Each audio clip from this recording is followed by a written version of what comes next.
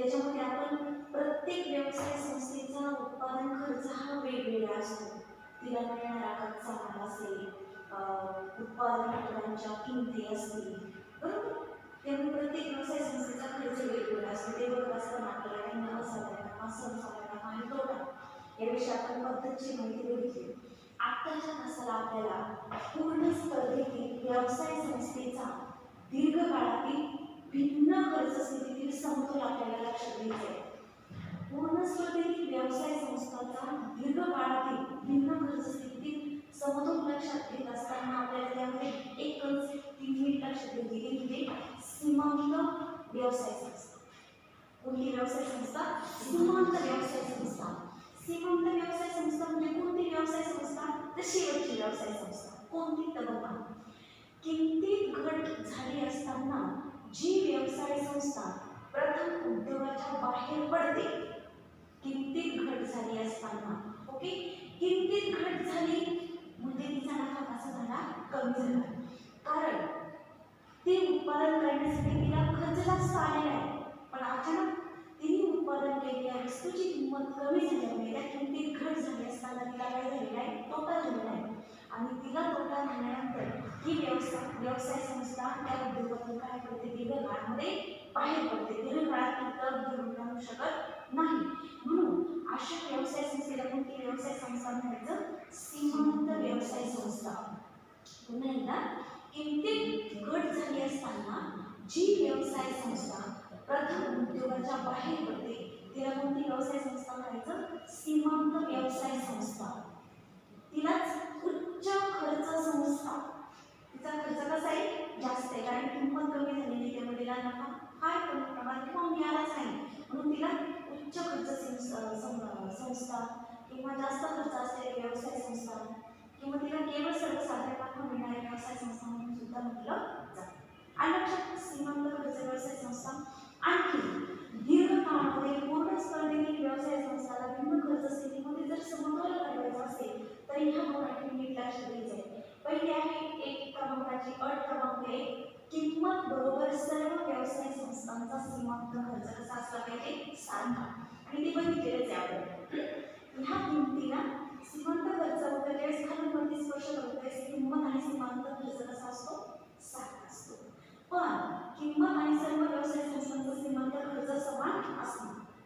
ते या अटीमध्ये पूर्ण होतं. ती म्हणजे ती अट होती आपली. दुसरी अट आहे किंमत बरोबर सीमांत व्यवसाय संस्थेचा सरासरी खर्च कसा असला पाहिजे? समान असला पाहिजे. ओके, म्हणजे काय? तर ही किंमत आहे. या किमतीच्या मध्यभागी किंवा समतोल बिंदूमध्ये सरासरी खर्च सुद्धा कसा झाला पाहिजे? समान झाला पाहिजे. आणि ते सुद्धा या ठिकाणी पूर्ण होतं. म्हणजे या अटी कशासाठी आहे की व्यवसाय संस्था तिच्या संपूर्ण उत्पादनासाठी जेवढा खर्च करते तेवढा भरून निघणं अपेक्षित आहे. आणि तो भरून जर निघत असेल तर व्यवसाय संस्थेचा समतोल होतो. आणि लक्षात, म्हणून या दोन्ही अटी कशा आहेत? महत्त्वाच्या आहेत. त्या जरी आपल्याला लिहिल्यानंतर थोडं अवघड वाटत असेल तर प्रत्यक्षात त्यावेळेस आपण त्यांचा वापर करतो त्यावेळेस वाटतं आपल्या लक्षात येतात की ही किंमत आणि सीमांत खर्च समान असते. ही किंमत सीमांत खर्च आणि सरासरी खर्च इथं संतुलित झाला की या दोन्ही अटी काय होतात? पूर्ण होतात. ठीक आहे. आता आपण दीर्घकाळामध्ये भिन्न खर्च स्थितीतील पूर्ण स्पर्धेमध्ये व्यवसाय संस्थेला कशा पद्धतीने फायदा होतो ते लक्षात घ्यायचं आहे. आपण 2 तासांपूर्वी किंवा आधी पण भरपूर वेळा चर्चा केलेली की दीर्घकाळामध्ये कोणत्याच व्यवसाय संस्थेला काय होत नाही? तोटा होत नाही. अगदी करेक्ट. कारण तोटा होण्याचा प्रश्नच नाही. दीर्घकाळात कोणतीच व्यवसाय संस्था तग धरून राहू शकत नाही. कारण त्याच्याकडे तिचा स्वतःचा भांडवल नसतं. ती कर्ज स्वरूपामध्ये घेतली असतं. त्यामुळे काय करते? बंद करते किंवा म्हणजे मुक्त प्रवेश आणि मुक्त निर्गमन हे उद्दिष्ट वैशिष्ट्य आपल्या अनुभवास येतं. आता म्हणून पूर्ण स्पर्धेतील व्यवसाय संस्थेला भिन्न खर्च स्थितीमध्ये 3 शक्यतांना तोंड द्यावं लागणार आहे. एक आहे की असाधारणातून खूप जास्तीचा, हजाराचा मध्यम स्वरूपाचा आणि तो सर्वसाधारण. बघा, पहिले असाधारणाचा विषय आपण कशी चर्चा करू किंवा ते आकृतीने समजून घेऊ. या पहिल्या आकृतीमध्ये खर्च कसा आहे? कमी खर्च आणि तिला असाधारणातून महत्त्वातून खूप जास्तीचा. कसं? तर बघा, आकृतीमध्ये OX अक्षावर आउटपुट म्हणजे उत्पादन दाखवलेले, OY अक्षावर किंमत आणि खर्च दाखवलेला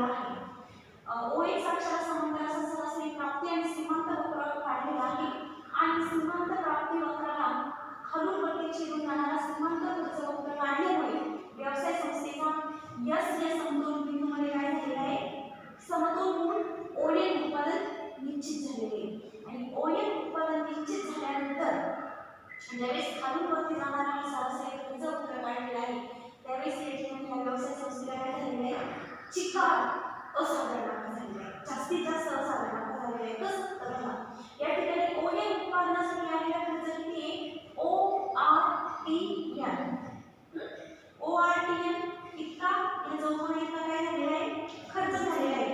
आणि हे उत्पादन विकून आलेला नफा किती आहे? OPSN म्हणजे सरासरी प्राप्ती वक्राच्या खूप खाली कोणता वक्र आहे? सरासरी खर्च वक्र आहे.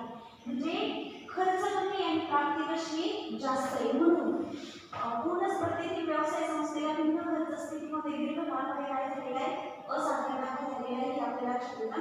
नंतर आहे मध्यम खर्च. मध्यम खर्च असणारी किंवा मध्यम खर्च असणारी व्यवसाय संस्था, तिचं स्पष्टीकरण बघत असताना या आकृतीमध्ये देखील OX अक्षरावर आउटपुट दाखवलेले, OY अक्षरावर प्राइस आणि कॉस्ट दाखवलेला आहे.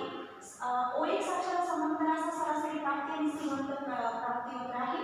या सीमांत प्राप्ती वक्राला सीमांत खर्च वक्र आणि खालून वरती छेदल्यामुळे S बिंदूतून लंब टाकल्यामुळे ओएम उत्पादन निश्चित झाले आणि ओएम उत्पादन निश्चित झाल्यानंतर या ठिकाणी सुद्धा व्यवसाय संस्थेला काय मिळालेले आहे? असाधारण नफाच मिळालेला आहे, परंतु पहिल्या आकृतीच्या तुलनेत थोडासा कसा आहे? कमी आहे. बघा या ठिकाणी ओएम उत्पादनासाठी आलेला खर्च जो आहे तो OTRN या चौकोना इतका आहे आणि मिळालेली प्राप्ती जी आहे या ओएमच्या विक्रीतून ती आहे OPSN म्हणजे निश्चितच खर्च कमी आहे आणि प्राप्ती जास्त आहे. म्हणून या ठिकाणी सुद्धा व्यवसाय संस्थेला काय मिळालेलं आहे? असाधारण नफा मिळालेला आहे. आणि लक्षामध्ये म्हणजे भिन्न खर्च स्थितीतील हा दुसरा मध्यम खर्च स्वरूपाची आकृती आपल्या लक्षात आली असेल.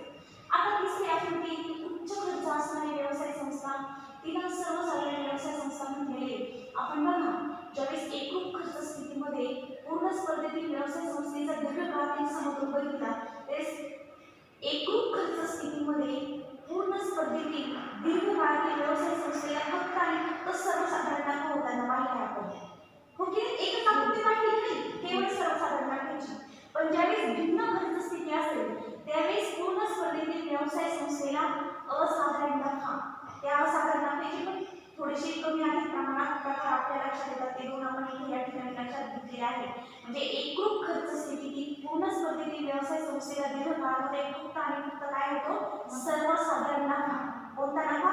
सर्वसाधारण नफा. सर्वसाधारण नफा म्हणजे जितका खर्च झाला तितकीच प्राप्ती होणं. आणि लक्षात पण या ठिकाणी भिन्न खर्च स्थितीतील व्यवसाय संस्थेला मात्र असाधारण नफाही होतो आणि सर्वसाधारण नफाही होतो.